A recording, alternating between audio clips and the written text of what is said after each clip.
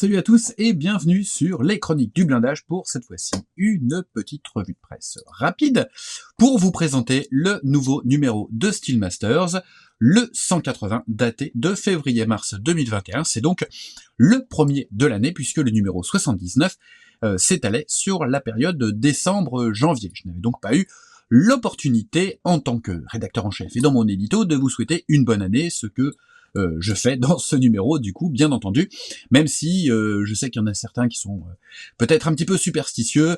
On ne souhaite plus la bonne année en février, donc ceux qui achètent courant février ou actuellement, qui l'ont pas encore et qui vont l'acheter, eh bien, je vais leur souhaiter la bonne année en février. Ne vous inquiétez pas, tout va bien se passer, vous jetez 3 pincées de sel dans votre dos, et ça devrait chasser le mauvais œil, souhaitons-le.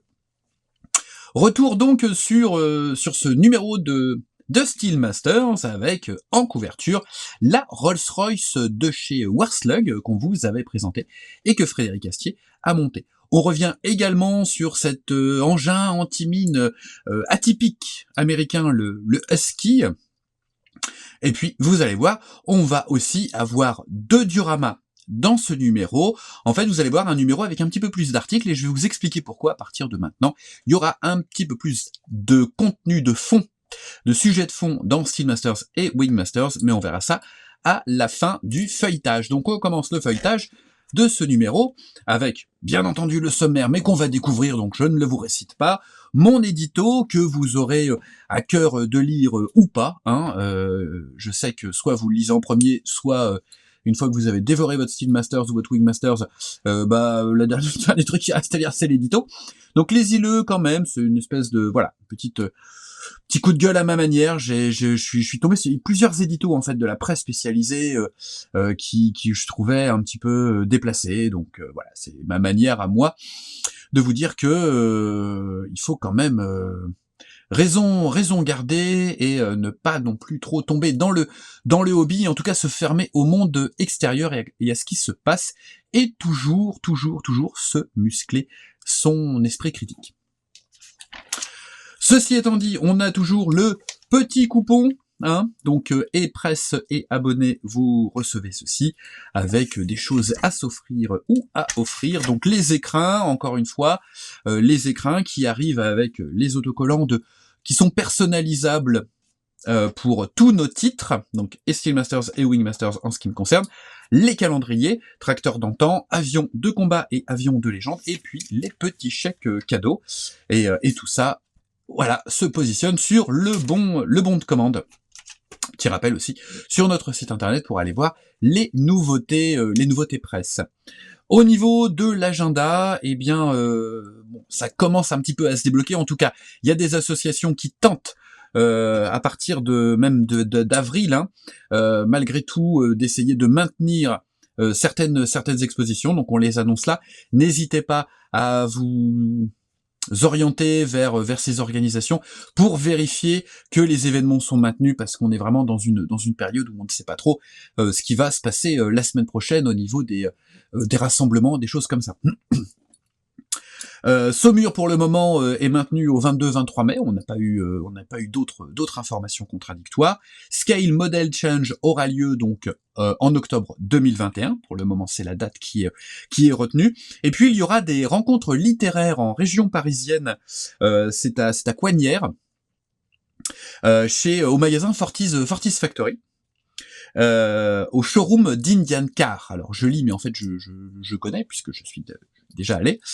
Et vous pourrez donc dans ces rencontres littéraires, vous pourrez retrouver les équipes entre autres d'Histoire et Collection. Il y aura aussi d'autres éditeurs, mais il y aura Histoire et Collection, notamment Militaria. Il y aura également Jean Boucherie, donc il y aura de la signature, de la dédicace. Moi de mon côté, je serai présent pour présenter, pour représenter Histoire et Collection et les magazines dont je m'occupe, Steelmasters et Wingmasters.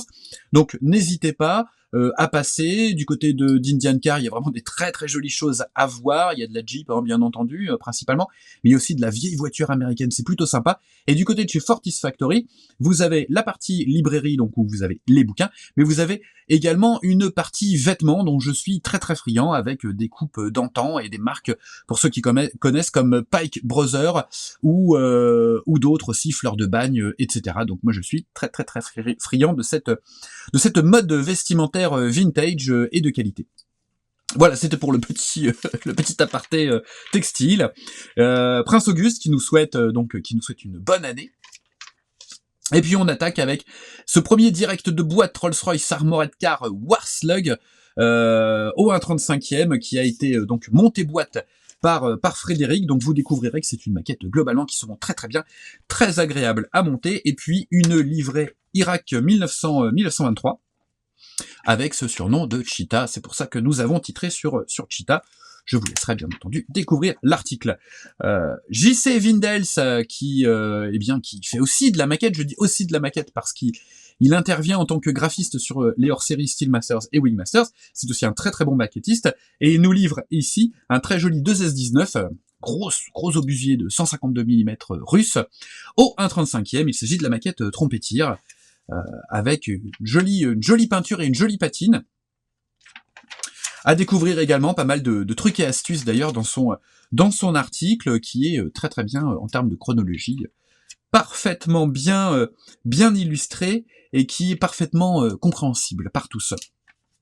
Petite promo pour donc une nouvelle chaîne télé en streaming sur abonnement sur la plateforme donc HEC TV, l'histoire en ligne, où vous découvrirez des documentaires d'époque. Il y a même des séries spécialisées histoire, donc un très très joli contenu avec une offre promotionnelle, donc un abonnement d'1 an à 29,94 € au lieu de normalement c'est 5,99 € par mois. Ce sont des plateformes comme Netflix, mais là spécialisées sur les documentaires histoire. L'ami Antoine Puzzo nous livre ici un très très joli diorama, premier diorama de ce numéro, Prague 1945, qui allie donc un Hetzer qui a été bricolé par les insurgés et qui donc est armé d'un flak 38 mm. Il s'agit de la maquette Thunder Model. Donc vous voyez un petit peu l'assemblage des éléments. Le 2 cm est de chez Tristar. Et puis la réalisation du diorama, il s'est basé sur des photos d'époque pour recréer l'architecture, de très jolies figurines. Voilà, pour un ensemble. On a aussi l'envers du décor qui est particulièrement bien détaillé, bien soigné, avec la présence de petits pigeons. C'est toujours sympathique, c'est le petit détail. Voilà, une jolie galerie lui est consacrée, parce qu'il y a vraiment pas mal de choses à voir. La petite pub maison où vous allez découvrir les nouveautés ou les rééditions histoire et collection. Je vous laisse pareil découvrir. Franck Courned continue sa série de tutos diorama. Vous savez qu'il avait fait un café 1940 l'année passée. Et bien là, il continue sur une maison détruite avec cette fois-ci la mise en peinture. Avec la toiture. Ça doit être une publicité Suze. On ne voit plus assez de Suze. Le fameux Husky, donc par Ramon Segara au 1/35e, il s'agit de la maquette AFV Club. Avec toutes les durites qui sont détaillées. Il y a pas mal de durites d'ailleurs. Jolie peinture et une jolie patine. On passe ensuite au deuxième diorama par Frédéric Astier. Il met en scène le Panzer 38T qu'il avait réalisé en direct de boîte il y a plusieurs numéros maintenant. Et donc il met ça dans un diorama qui titre Terre brûlée. Donc on est en juin 1941 et l'armée soviétique essaye d'endiguer l'avancée des troupes allemandes et donc brûle un petit peu tout sur son passage. C'est très très intéressant. Alors vous voyez, réaliser la cheminée et également l'enduit qui s'est craquelé, mais aussi l'effet du bois carbonisé qu'il a réussi à obtenir en utilisant un médium de peinture à craqueler. Et c'est vraiment vraiment très très réaliste, avec ensuite une jolie mise en peinture. C'est très bien réalisé. C'est un exemple du genre pour réaliser du bois carbonisé, des poutres carbonisées sur une habitation. On continue avec le top skit du FCM36 par votre humble serviteur. Je vous avais présenté la maquette. Eh bien, je l'ai monté très très rapidement. La base plastique se monte très très vite. Une petite soirée et ça se passe très rapidement. Ça se passe très bien, sans encombre. Et vous verrez, j'ai quand même 2-3 petites choses à dire sur ce kit. Et puis on arrive, voilà, donc vous avez une pagination un petit peu extensive aussi, avec, on s'attarde un petit peu sur les photos finales, on prend le temps de vous présenter les réalisations sous toutes les coutures. C'est aussi très agréable, il faut que ce soit visuellement intéressant, et il faut que vous puissiez voir un petit peu tout ce que renferment notamment les dios sous les différents angles. C'est pourquoi en fait, à partir de maintenant, dans les deux magazines, la partie nouveauté va être un petit peu restreinte et limitée. Donc c'est pas la disparition totale de la rubrique nouveauté, mais on va un petit peu réduire à des choses qui sont soit mainstream, soit ultra originales, pour essayer de vous faire découvrir des choses. Donc là, bien entendu, c'est le faune dans la version hardtop d'Aswerk, hein, que nous a chroniqué Max, hein, Zavod. Et puis vous avez ici la présentation de la gamme de décors et accessoires RT Diorama. Bien entendu, vous avez vu la vidéo sur la chaîne, mais voilà, ici on va un petit peu plus loin dans la présentation. On vous montre la diversité de la gamme, si possible sur une page, parce que c'est une gamme qui est très très très complète. La publicité de notre ami Azimut, avec notamment ce qui pourra être intéressant et qui est présenté ensuite dans ces nouveautés, le chasseur de chars Lorraine 47 mm sur le châssis du Marder 1 Tamiya, donc ça c'est plutôt sympa dans la gamme Ironside, et du côté de la gamme Azimut, on a un set intérieur pour FCM 36, donc ça c'est pas mal du tout, avec notamment une nouvelle grille moteur pour la plage arrière. Vous verrez dans mon article, il y a un petit problème sur cette grille moteur. Les nouveautés de l'artisan Blast Models, donc en termes d'accessoires et de figurines, et puis des nouveautés du côté de chez Blitz au 65 mm, des figurines qui sont des artilleurs déclinés soit français soit anglais, et puis au 1/35e la P19 des dragons portés motorisés. On termine aussi par la découverte d'une très très intéressante gamme, jolie gamme au 1/48e de sets de détaillage, d'accessoires ainsi que de kits complets MP Originals. On a découvert ça dans la boutique Quarter Kit spécialisée bien entendu 1/48e.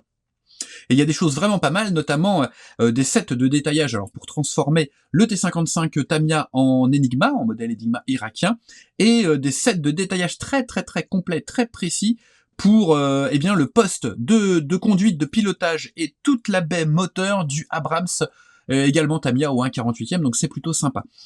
Et une partie qui est consacrée en fait aux liens vidéo, justement, donc des choses qu'on n'a pas forcément présentées là dans le magazine. Donc c'est le complément, c'est un moyen de faire le lien entre le papier, le magazine et la chaîne.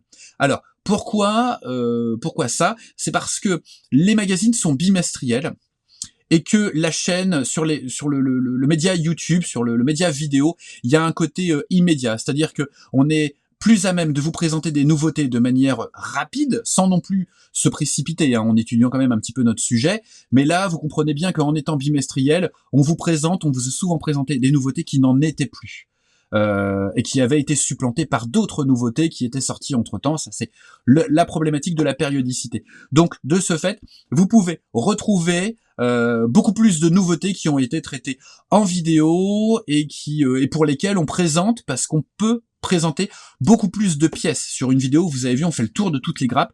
En photo, c'est un petit peu plus compliqué. Donc l'idée maintenant de la rubrique nouveautés, c'est de vous présenter les nouveautés des artisans, et puis de vous faire découvrir éventuellement des gammes, des choses qu'on ne voit pas sur le net, même sur toutes les marques n'ont pas de Facebook ou n'annoncent pas sur les réseaux sociaux. Voilà, alors je sais bien que tout le monde ne va pas sur Facebook, sur les réseaux sociaux, mais il y a aujourd'hui énormément de supports Internet qui présentent des news très rapidement, donc j'ai préféré opter pour ce changement, afin aussi principalement de vous présenter un contenu de fond plus important. C'était l'idée, l'idée derrière tout ça. Donc ce numéro 180, il est déjà arrivé depuis presque une semaine chez les abonnés. Moi, je l'ai reçu il y a une semaine, mais j'avais pas eu le temps de le présenter, de le chroniquer. Beaucoup de travail à faire. Et il est bien entendu disponible en kiosque pendant les deux prochains mois. Également, donc toujours, vous avez été très très nombreux à choisir la formule d'abonnement, et on vous en remercie. On va continuer à vous proposer des tarifs très intéressants sur l'abonnement. À l'heure actuelle, le fait de recevoir le magazine chez soi, c'est toujours beaucoup plus sécurisant malgré tout, parce qu'on ne sait pas ce qui peut ouvrir, ce qui peut fermer dans les semaines à venir. C'est un petit peu compliqué à l'heure où je vous parle. Je ne sais pas quand vous verrez cette vidéo, mais à l'heure où je tourne cette vidéo, on est quand même au bord du confinement, mais est-ce qu'il sera total, est-ce qu'il sera pas total, est-ce que... Voilà, donc on ne sait pas. L'idée, c'est de profiter, sans non plus vous exposer, de recevoir directement chez vous votre SteelMasters ou votre WingMasters à un tarif très préférentiel, c'est-à-dire que j'entends bien les gens qui me disent que les lecteurs qui l'achètent uniquement de manière...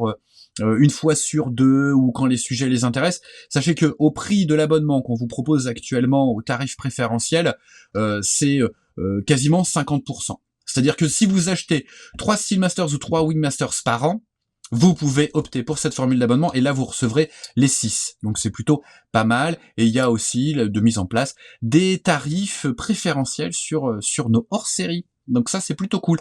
Voilà, j'ai fait un petit peu ma réclame, hein, mais c'est normal, ces vidéos, vous comprenez bien que ces vidéos en partenariat avec Histoire et Collection et en partenariat avec moi-même, SteelMasters, WingMasters, c'est aussi un petit peu de la réclame, mais on vous présente quand même le contenu du magazine, si vous n'avez pas encore eu l'occasion de le feuilleter en kiosque. J'arrête là parce que j'ai dépassé les 15 minutes allouées à une revue de presse, et c'est déjà bien trop long. Donc, je vous embrasse, je vous dis faites attention à vous, faites attention aux autres, portez-vous le mieux possible, maquettez bien, et à très bientôt pour une nouvelle vidéo sur les chroniques du blindage, et lisez SteelMasters, lisez WingMasters, lisez les deux.